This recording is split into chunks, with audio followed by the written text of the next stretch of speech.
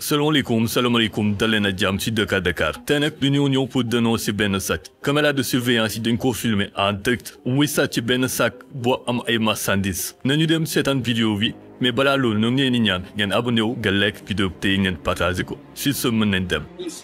mi ngi nii bila kële la mi ngi ñëw léegi mu ñëw.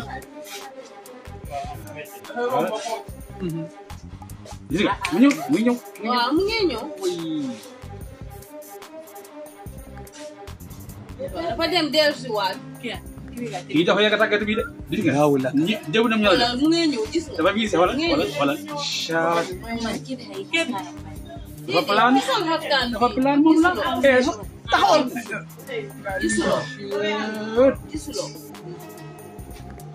gisuloo. aja avancé naa waaw taxawaatal waaw aja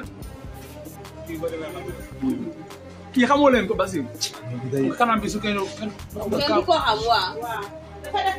bàyyi aja demal nga wëri ko kii boo ko wëree léegi gis ko gis.